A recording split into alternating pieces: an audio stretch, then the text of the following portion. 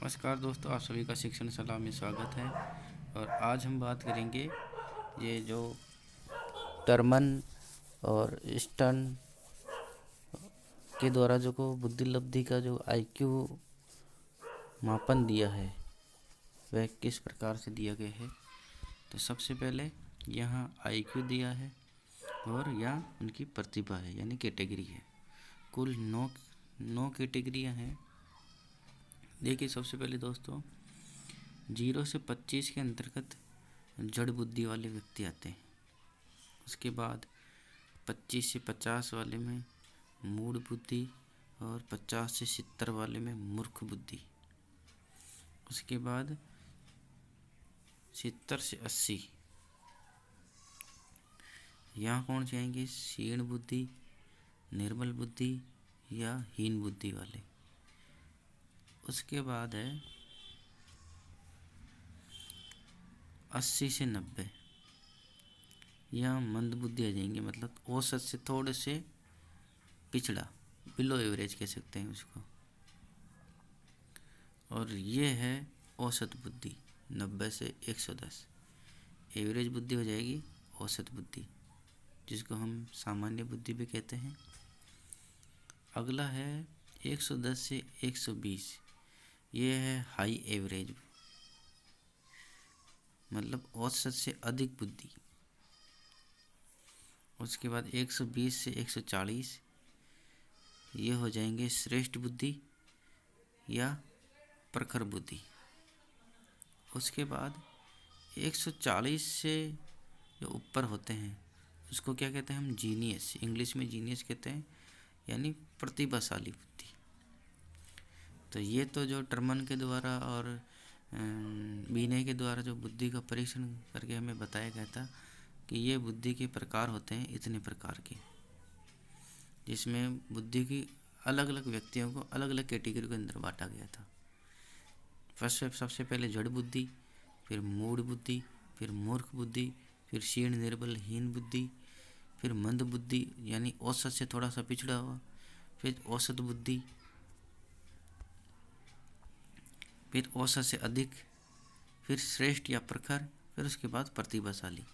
अब जो 140 से जो ऊपर आईक्यू वाले बच्चे होते हैं या व्यक्ति होते हैं वह जीनियस होते हैं, और ये लगभग मात्र 2% लोग होते हैं विश्व में सिर्फ। और जो ये 110 से 120, ये 90 से 110 है, ये एग्ज़ाम में काफ़ी बार पूछा भी जाता था कि औसत आईक्यू लेवल वाले व्यक्ति किस कैटेगरी में आते हैं।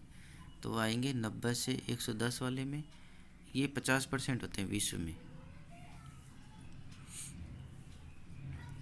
अगला हम बात करेंगे एनसीईआरटी के अनुसार, मतलब एनसीईआरटी के अनुसार भी बुद्धियों को जोड़ा गया है कि कितने प्रकार की बुद्धियाँ होती है, और उनके परसेंटेज भी दिया है, इस बुद्धि की व्यक्ति इतने परसेंट है। एनसीईआरटी वर्तमान में माध्यमिक शिक्षा बोर्ड आरबीएसई वाली में भी लागू हो गया।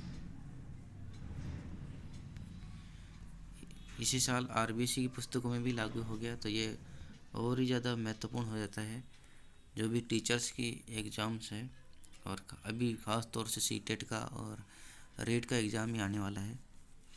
तो देखिए दोस्तों, इसको एनसीईआरटी के अनुसार इसने 7 प्रकार से विभाजित किया है। जैसे 70 से कम आईक्यू वाले व्यक्ति किस में आएंगे? मंदित बुद्धि में। ये विश्व की कितनी पॉपुलेशन है? 2% है, 2.2%। उसके बाद है 70 से 80, ये कौन सी है? सीमावर्ती बुद्धि, ये 6% है।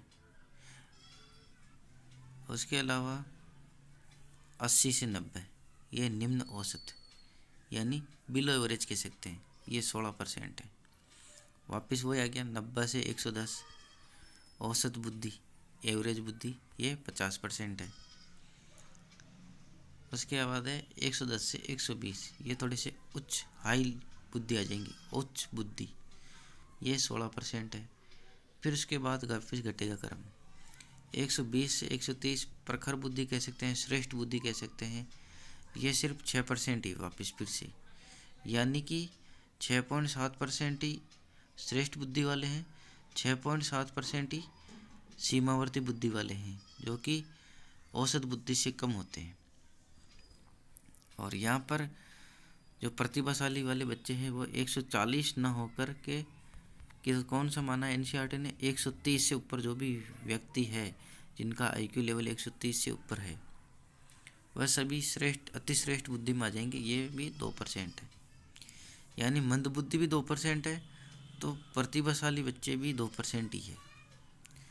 तो इस तरह से ये बुद्धि परीक्षण का जो है वो हमने चर्चा करी है। और टर्मन ने एक सूत्र भी दिया था इसका बुद्धि का, आईक्यू बराबर MA/CA,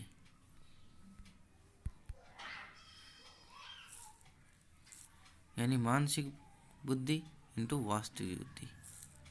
उसके बाद 100 भी है। इस तरह से बुद्धि परीक्षण बुद्धि लब्धि का सूत्र है ये, तो ये भी हमें याद रखना है। दोस्तों, ये वीडियो आपको अगर पसंद आया तो वीडियो को लाइक कीजिए, चैनल को सब्सक्राइब कीजिए और बेल आइकन को भी दबा दीजिए ताकि जो भी नोटिफिकेशन आपको सबसे पहले मिल जाए। और आज के लिए दोस्तों इतना ही, फिर मुलाकात होगी एक नई वीडियो के साथ। तब तक के लिए नमस्कार, जय हिंद, जय भारत।